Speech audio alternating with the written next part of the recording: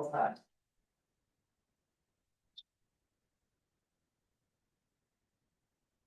Got it. Good evening. I'd like to call tonight's select board meeting, Monday, November 24th, to order as usual. If you're able to, could you please stand for the pledge of allegiance? I pledge allegiance to the flag of the United States of America and to the republic for which it stands, one nation, under God, indivisible, liberty and justice for all. Thank you very much. Next item on the agenda is accounts payable warrant, fiscal year 26 AP warrant number 13, the amount of $454,895.09.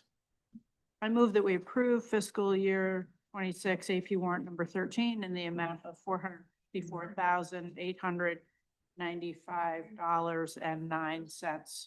Second it. Moving second to pay AP warrant number 13, the amount of $454,895.09. Is there any further discussion on the item? Seeing none, all in favor? Motion carries. Next item on the agenda is payroll journal number 209, the amount of $10,083.18. I move that we approve payroll journal number 209 in the amount of $10,083.18. Second it. Moving second to pay payroll journal number 209, the amount of $10,083.18. Is there any further discussion? Seeing none, all in favor? Motion carries. Next item on the agenda is the minutes of the previous meeting. This is the minutes of the November 10th, 2025. Move that we approve the minutes of November 10th, 2025 regular meeting. Second it. Moving seconded to approve the minutes of November 10th, 2025 regular meeting as submitted. Is there any further discussion? Seeing none, all in favor? Motion carries. Next item on the agenda is public comment on non-agenda items. An opportunity for any resident of the town of Pownell to step forward and be heard by the select board. Is there anybody in the audience who would like to be heard by the select board? Seeing none, we'll move on. Department head reports. Department head reports can be viewed on the respective website pages. Click on the department and there are the reports right there. Does the select board have any questions for any department head that are here at this present time? Seeing none, does the select board have anything to report out? I do. I went to the Solid Waste and Recycling Committee meeting this past week, on which they reported about their tour of EcoMaine. And then this week, they received a letter from the CEO of EcoMaine, which describes the fiscal year rate increases for fiscal year 2027. And I just thought it was noteworthy to read this letter and report that essentially the solid waste and recycling are going to be charged at the same rate per ton in fiscal year 2027. And there's supposedly reimbursements coming for the recycling, but we are at this current time lacking any details about those reimbursements. So I thought that was noteworthy. And I think if you're willing to, it'd be really beneficial to the town for you to read this letter and put it on the record so that everyone in the town at least would have the opportunity to hear it from a select board member. Would you be willing to do that? yep, I think we should.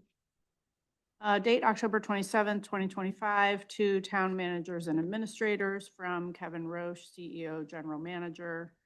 RE rates for fiscal year 2027. October 16, 2025, the full board of directors voted on the rate increases for fiscal year 27. Based on the projections for future needs of the organization, the full board of directors has approved rate adjustments to begin July 1, 2026 as follows. Municipal solid waste, MSW for owner communities, $110.75 per ton, which is up $3.25. Single sort recycling for owner communities, $110.75 per ton. That's the same rate as the solid waste. And that's up $25.75. Note that this increase was made to align with the extended producer responsibility EPR law that is expected to provide reimbursement opportunities for our investments in recycling. Please contact me if you have any questions. I have questions that I'm not sure I can say here.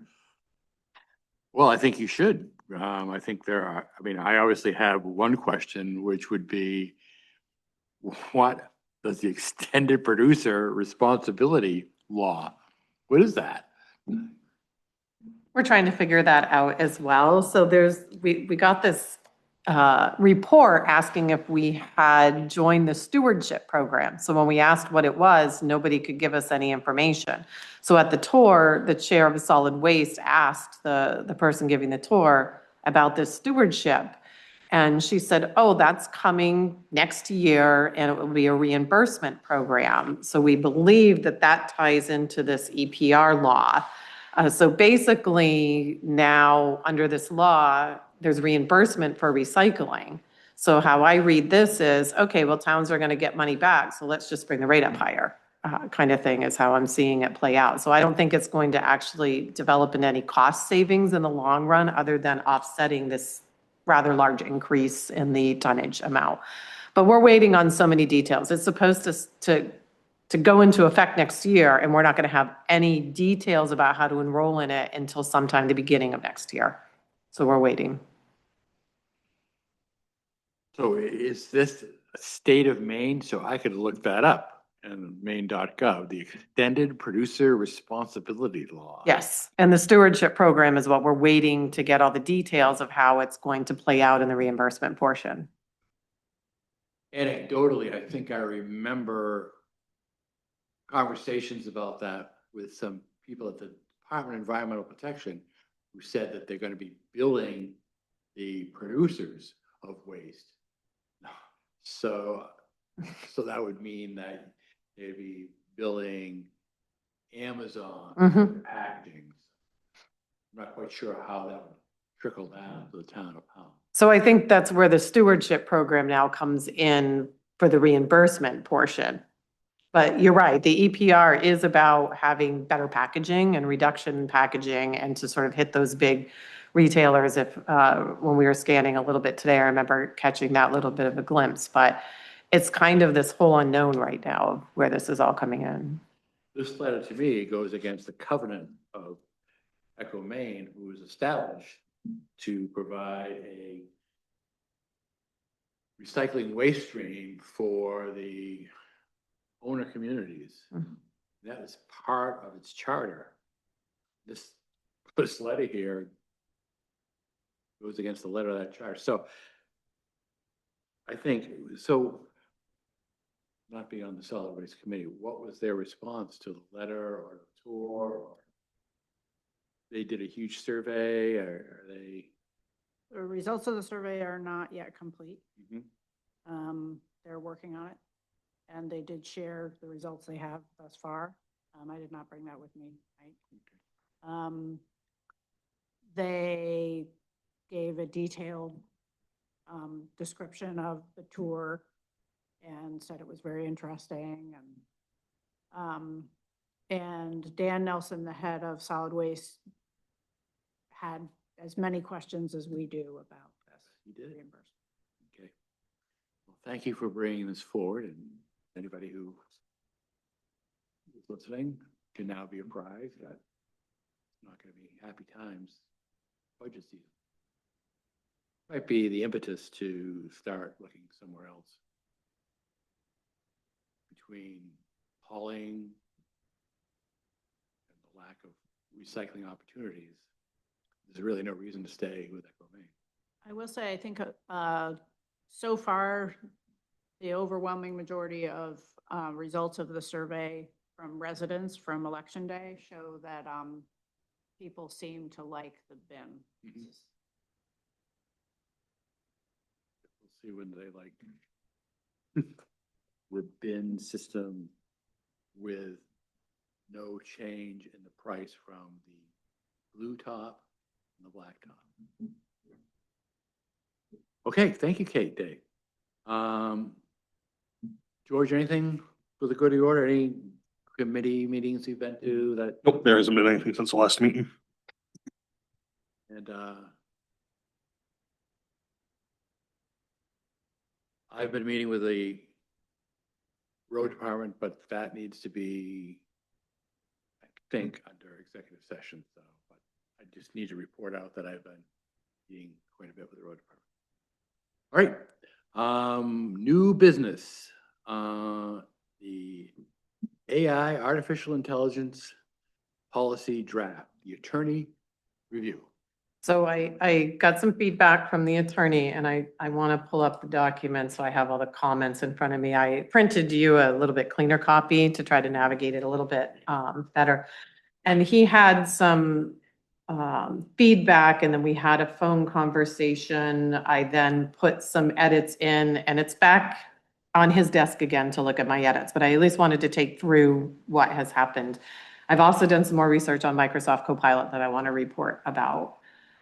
So we had a section in the purpose that he has moved further down.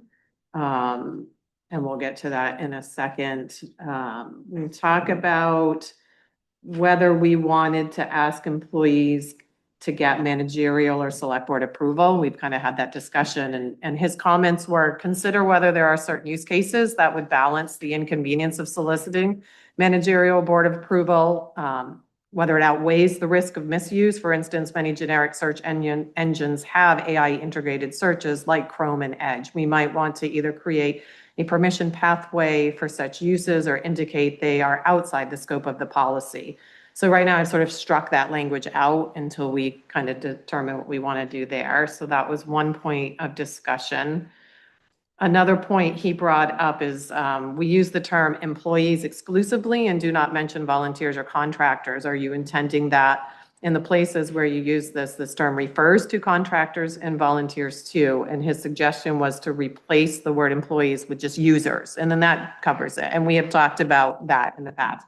So I went through and edited through anywhere where it said employees, users, and I used at the very first one, here and after will be called users. So that was that edit, some formatting edits. He couldn't get one sentence in, so I had to put it in. Users should use Microsoft Copilot, the town's approved generative AI and chat box tool for all town-related work involving AI. Use of any other AI or chat box platform is prohibited unless there is a specific operational need and the employee receives prior approval from their supervisor. Oh, I have to fix that employee there. Users may not input confidential, sensitive, or proprietary town information into any AI system that has not been approved by the town. That was just fixing some basic language that I had started in. So that was one of his updates there. And more formatting. It said something about there was a hyperlink in there and you took it out. Could be the case. Then we talked about, I want to skip down to this one real quick. We talked about embedded AI. And so he mentions that a minute before about how some applications have the embedded. And he just said, so I had put a placeholder. Do we want anything about embedded AI? And he said, see above where plugins are referenced. I don't think you want a policy that applies to unintentional uses. Lots of plugins currently exist that employers may use without knowing. So he felt we did not need to do that. It was kind of what you thought as well, John. And let's see, this one, this was a sentence I struggled with. The personal use of the town provided GAI tools is prohibited is what he's edited to. And he said the implication is, previously, the implication is that personal use of other GAI tools is okay. So I don't know that we want to encourage that during the time employees are on the clock. So I'm glad he worked on that sentence because I was struggling with that one a bit. Let's see. And this one, So this is where I want to report out a little bit of work that I've done on Microsoft Copilot. So I called Ion Networking, and they have been working with it and looking into the data and the security. And so when we subscribe to it and buy a license under our Microsoft Office, we then have two options in the top right that you toggle between. One says web, one says work. So if obviously you're on the web, it's going out there like sort of Chat GPT. But if you toggle to work, it's only working off your computer, not even on the network. I'm not pulling from any other computer internally. So then if I want to say, here's my personnel policy on my computer, can you write me a summary? It's only going to be doing that work specific to my computer and not out there on the web. So that's how it closes the loop, so to speak. And that would be the way it would need to be used, is just on your own work computer and not necessarily, putting our documents out there, out on the web portion of it, because it can do the same amount of work working just on your sole hard drive as it. So that is the security that I was looking for and why I've been focused so much on the Microsoft Copilot. And I'm glad I made that call to just get a little bit more hands-on feedback. So Justin here is kind of talking about, the Microsoft data and find out a little bit about that, which is what I did. So I took some of his edits and put them in, and I've sent it back. And I'm waiting to hear back from him. I think what I'll end up doing this next time is try to clean up this copy that you're seeing, because it's really getting a lot of work. And then I'm also attending that workshop on December 8th at the end of next week, which is completely about integrating AI in the municipal world. So I'm hoping to come back with just any other pieces of information, that might be relevant or just to report back on that as well as we continue to move forward with it. Questions from the board? So let me just circle the wagons here. The goal of this policy is to ensure that employee work for the town is employee generated and not AI generated. AI is a editing tool that can be used for the town, but policies and decisions and correspondence cannot be used by employees. It's meant to help enhance and help us with our work, but not do our work for us. Yes. Is that the board's understanding of what we're trying to accomplish? And that is stated in this policy back at the beginning. We put, here's things to, not limited to, but here's things that you could use it for. And there is a statement that says it should not be replacing professional skill or thought process or anything like that. And we do have that language in there from the beginning. Good. As a side note, there's a story circulating in a Vermont newspaper about a Vermont small town that used AI to generate a couple of zoning land use ordinances. It is now at the Vermont Supreme Court, probably headed to the United States Supreme Court. So know that it's going to be something we really have to be careful. Okay, thank you, Becky, for all that work. Matt Welch, Dicker Road. How will we know if it's AI generated or employee generated? We have to cite it according to the policy. So if any part of AI is used in the work that we're putting out there, we have to put a disclaimer that Microsoft Copilot was used to enhance, edit, draft, whatever it is we're doing. So we have requested through the policy a citation as part of the process. Does that answer your question? I think it's sketchy. I mean, it's a whole world. so I'm a school teacher. So I'm a school teacher. And my assignments have all of a sudden generated Rhodes Scholar responses. And so, They're all going to Harvard. I might add that not much gets past Becky. but I think, to answer Mr. Welch's question, I think we'll try to train each other and our employees that they should rely on their knowledge, wisdom, and intuition rather than, you know, some algorithm. Because this town has been built on citizen, volunteer, brain power and willpower, and that's the motto of the town, independent unto yourself, ourself. Using AI is certainly not independent. So, till we want to change the motto, we're stuck with trying to do our own work. Great. All right. Next item up, volunteer forms, that's Shane Brady and Corey Lee. Sorry, Coralie?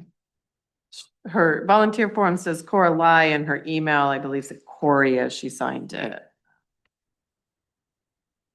All right, let's take up Coralie Greens. She is interested in Mallet Hall and Capital Improvement Planning Committee. Thoughts? She does state her first choice is capital, but if they are set with people, then her second choice would be Mallet Hall.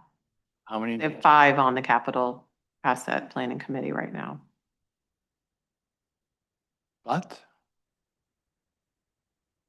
And what is going on with the ballot hall committee at the moment? It seems like capital planning would be a good place, if that's her preference. Mallet Hall is in an amorphous form at this point in time. So I would recommend that we appoint Coralie Green to the Capital Improvement Planning Committee. There are some people who are approaching middle age that we could probably use a little young inspiration. So is there a second on? Second. Second to appoint Coralie Green to the Capital Improvement Planning Committee. Is there any further discussion? Favor? Thank you, Coralie Green. Great, we'll get an oath ready and we'll notify her, and I'll get your signatures on that once we have it done. Next volunteer form is Shane Brady. Shane has indicated that he would be willing to serve any and all.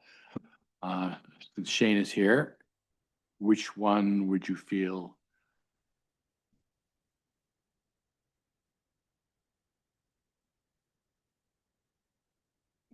Okay.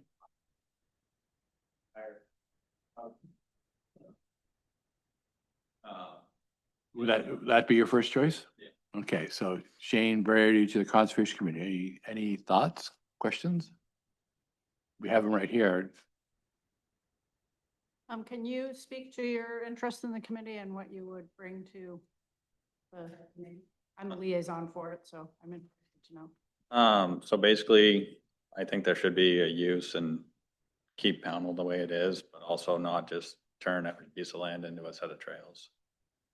So we should be able to preserve the town and the characteristics, but use some of the land for like practical uses, like a ball field or playground or something other than just trails. So maybe a park type idea or. Yeah, like a recreation Parks type. and Rec or, yeah. Interesting. George, any questions? So Shane, I have reached out to a number of committees, and their resounding question to me is, what would Shane respond to if we asked them, why is there a dilapidated bus sitting in a field next to a neighbor? So you and I have had conversations about that for a long time, and I have to report back to the committee that, because whenever anyone volunteers, I ask committees. So that's a unanimous question that I think people would like to answer, you to answer that. Okay. If you are willing to, you don't have to, I mean, but in order for me not to do my due diligence as chairperson of the select board.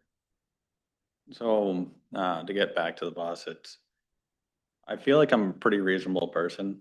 And then once you get to a certain point, it's kind of like a line in the sand.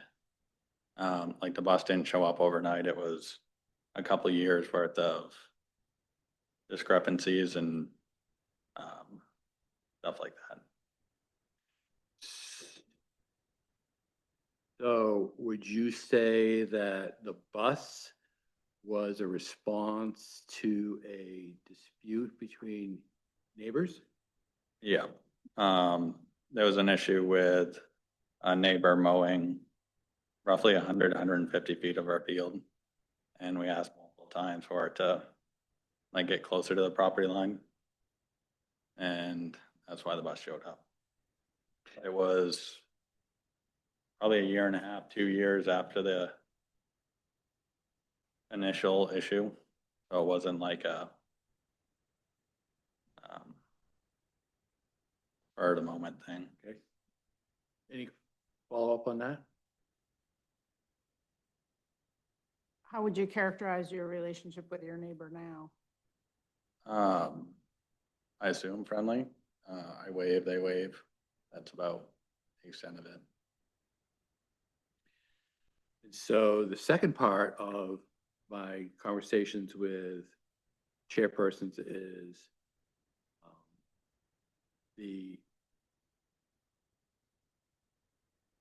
your willingness to go to court against the town. So the question from multiple committee chairs and people are, how would somebody who has been litigious towards the town work on a committee that is generally considered working for the benefit of the town?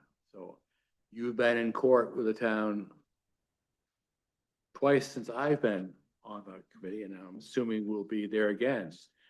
How would you describe that as being working towards the benefit of the town? I think it was only once. Because it was about the mobile home park overlay on a piece of land that was eliminated. And it was basically, Then you appealed that. yeah, but it was the same. Okay. So basically I believe everybody follows the same set of rules Mhm. and that the rules should be followed. Mhm. And in my opinion, the mobile home park overlay should have been moved before it was entered into a conservation easement with Boreal River. And that's how it came about. I don't do it just to do it. I just do it because I feel like everybody should follow the same rules. So you would say that in your relationship with the town, that you have followed the rules that the town has, that you would say that you're a rule follower? I do follow the rules, or I'm not sure which one that I haven't followed. Just asking a question. You would say, speaking to the public, that you would call yourself a rule follower. I do follow the rules of the town ordinance, and then, Okay. so I'm not sure that I haven't followed any of the rules of the town. Okay, well, thank you. Thank you for your application. Just one more question. Absolutely. Are you opposed to the conservation easement?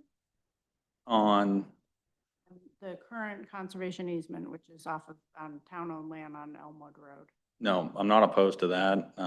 I was just opposed to the way that it was done. Because I feel like the mobile home park overlay should have been moved before entering into a conservation easement. If that makes sense, because it's since been eliminated, but it took a year to remove it from the ordinance.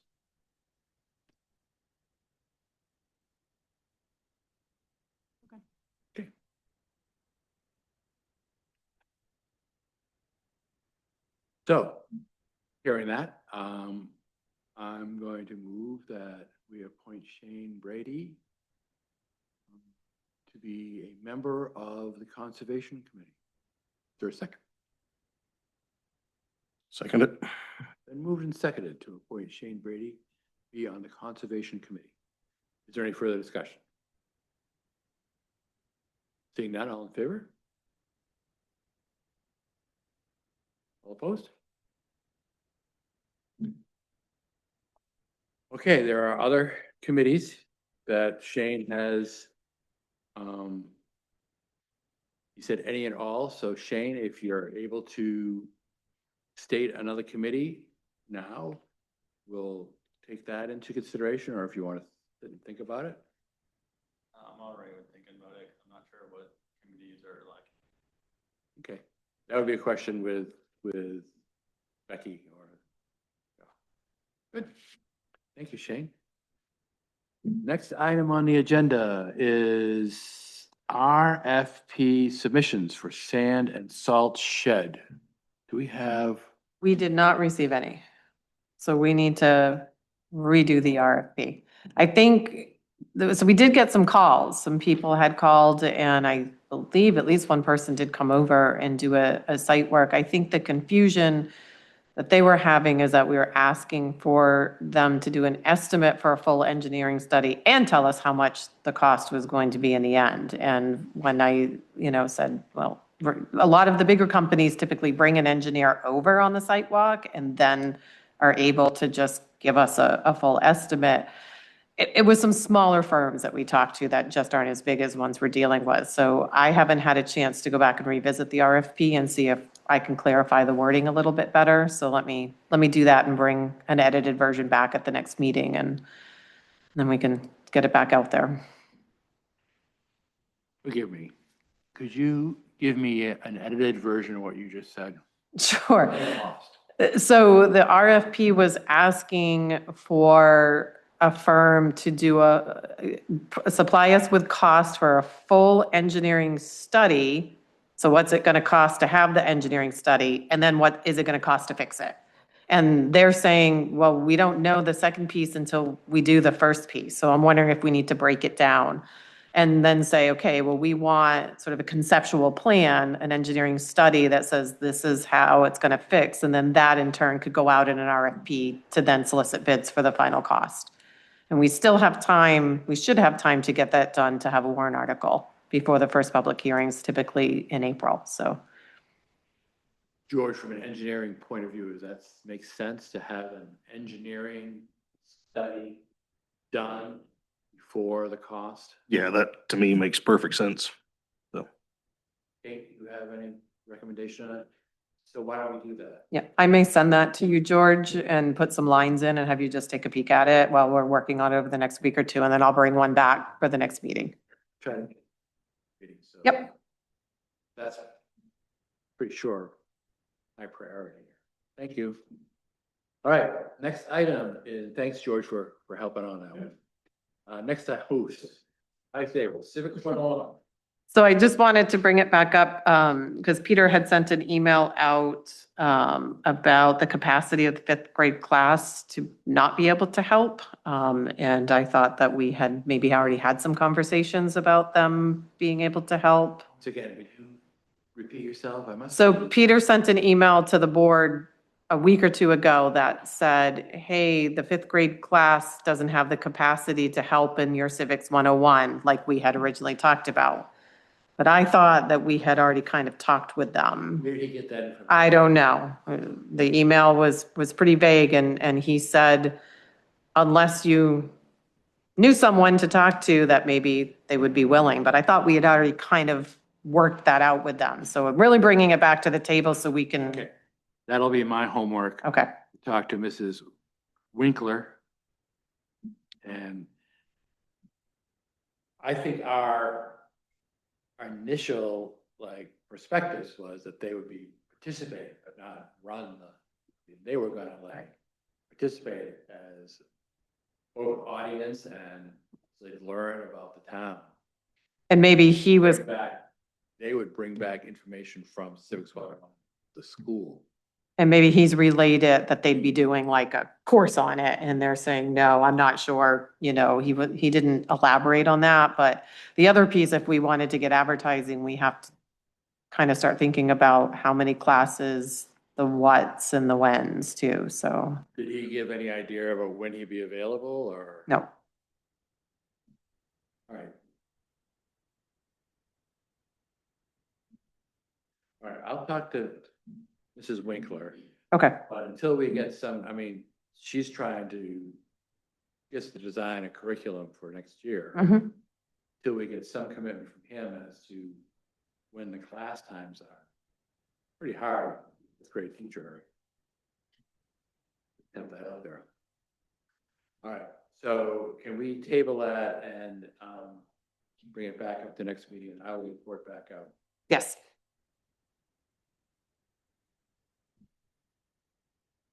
All right, impact fee refund request, Shane Brady. We have document here.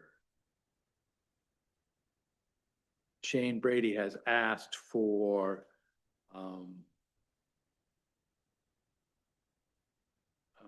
impact fee reimbursement in total of $13.92. That my understanding? 1392 times 2. This is two different, yep, two different places. And the basis of his submission is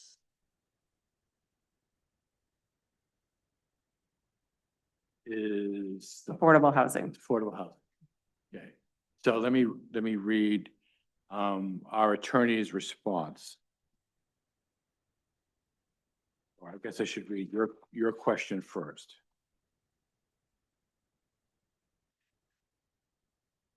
This is to Ben McCall. Subject impact fee reimbursement. Ben, the select board wanted me to reach out to get your guidance on whether the impact fees can be reimbursed if a person is putting in affordable housing. Is there anything in our ordinance or state law that allows for this? We had a resident come to the select board meeting last night requesting the reimbursement because they are putting in affordable housing. When asked what their definition was, they used HUD's definition. So this is from Ben McCall. Becky. Section 8C3 of the town's impact fee ordinance provides that the select board may, following notice and a public hearing, refund some or all of a required impact fee if the fee is attributed to construction of affordable housing. So under the plain language of the existing ordinance, the select board does have the authority to your question. I will note that I'm not entirely comfortable with this concept, however, and worry about a potential legal challenge. While I don't oppose the concept, affordable housing is still housing and will create the same types of impact on Pownell's infrastructure as any other unit of housing. I think the developer of market rate housing who is not eligible for this type of refund or reduction could well make that argument, and the section is constitutionally impermissible. Ultimately, however, the ordinance does not require the select board to waive or refund any portion of the impact fee, even if it determines that the subject project qualifies for such a waiver or refund. I would encourage the select board to weigh my concerns when making a decision. Hopefully, to the extent a refund or waiver is granted, there's no opposition at the public hearing and no issues are raised within the 30-day appeal period. Please let me know if you'd like to discuss this further. So there we are, select board. What's your thoughts?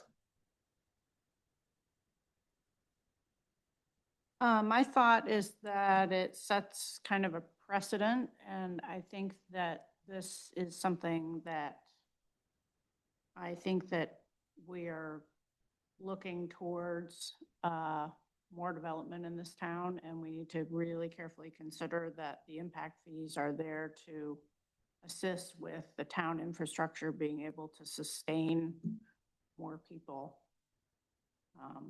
So I think it's maybe not a great precedent. I would be a little open-minded, however, to the idea of creating some sort of incentive for affordable housing in Pownell. I think that's a big piece of the comprehensive plan that people say that they would like that. So what would be the incentive for people to build affordable housing? That is a question. I just think it kind of sets a bad precedent at this time. George?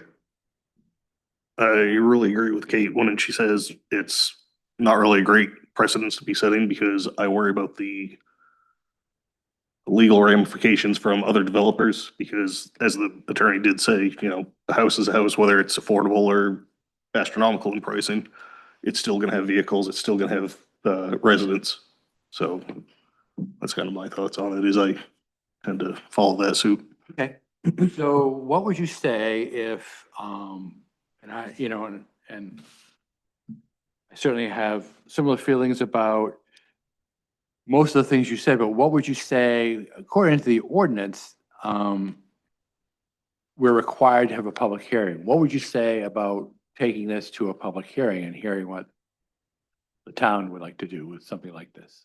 Is there any appetite for holding a public hearing on the petition to reduce or eliminate impact fees for Mr. Brady's affordable housing? Would you feel like that's productive or counterproductive? Based on what I said about affordable housing and the comprehensive plan, I mean, I'm open to having a public hearing. I'm open-minded about that. I'm open to a public hearing, though my crystal ball kind of tells me that there will be, some arguments from the town, from developers, from townspeople that are building houses currently, that, I think you're right. That's the sort of the basis of a public hearing, right? To hear what other people have to think. So we're not making decisions based on our own bias or prejudice. Is there any red flag about having a public hearing? Becky? I don't see any red flag about having it. On advice of the attorney, then I would suggest, I recommend that we set a public hearing for Mr. Brady's petition to reduce or eliminate the impact fee on his two projects, one project, two buildings, and to be set at a time. We're going to need to look at the calendar. The next meeting, we've got the workshop with the attorney. And then the next meeting is 3 days before Christmas. So At the beginning of the year. we could set it for the first meeting in January. Way we can get information out about as to what Shane Brady's petition is and what the town's, the town has an opportunity to inform itself about our impact fees. And Shane's petition is asking the town to consider affordable housing as a reason to reduce or eliminate impact fees, which is a valid question. I mean, impact fees are a living document. Okay, so we will set a public hearing and we'll have an opportunity for the town to talk about it. And as always, town is the final say, so we'll listen to what they say. Thank you for bringing up a really interesting, usable idea. Okay, so we will resolve this the first First meeting in January, which January. I don't have the date off the top of my head, but come up to the microphone. Is that gonna conflict with the zoning board of appeals? No, we would set the public hearing probably at 6 PM prior to a select board meeting. So it would be on a night of a select board meeting. Yep. Okay. They're still circulating the date, so they haven't settled on one yet because there's a lot of travel schedules happening right now. Good. All right. Is there any other new business?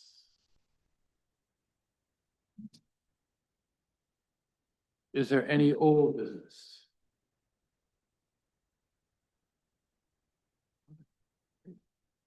Correspondence? I printed off a GP cog invite. Yeah. Their welcome and congrats event next Wednesday, December 10th. Board is all invited, so isn't management staff. So if you want to go, let me know and I will RSVP to Danny. I'm not sure if I'm making it. There's 2 potential meetings for me, one work and one not work. So I'm waiting to see how that's going to work out, but. Since this is specifically addressed to newly elected leaders. I know. I wondered if you'd point that out. Yeah, that's a good answer while you're on tape.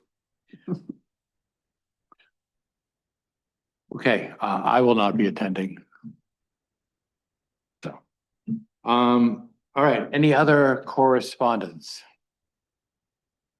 I have had a follow-up meeting with Eli from Ampian regarding the town joining into a community solar program. He reviewed the utility bill from all departments of the town and reported back to me that they would foresee, based on the 2025 rate at 33 kilowatts per hour, we would save $926 a year currently on our utility bill. That's being noted that this is prior to heat pumps being installed, in which case the utility bill is going to go up, and that's based on 2025 rates. So I think rates are going to go up. And Eli would like to come present to the town, to the select board meeting. I talked with Becky today. I have not followed up yet with him. He was maybe going to come to December 8th, but she said the agenda is pretty full and that's going to be a long night. So I'm going to see if he can come later in December or early in January to present to the select board. And I did ask him your question, George, about is there a fee for ending the agreement or the subscription? And he said there's no fee. He said the only thing is that they ask that you give 6 months notice, because when it comes to solar, because the days are so short some of the year and long some of the year, it helps even out what the usage is and what their storage is. That makes sense. So, yeah. Thank you very much. I have before me a letter from an Alberta Rhines. She is a Realtor and she would like to be considered to be our tax lien real estate agent.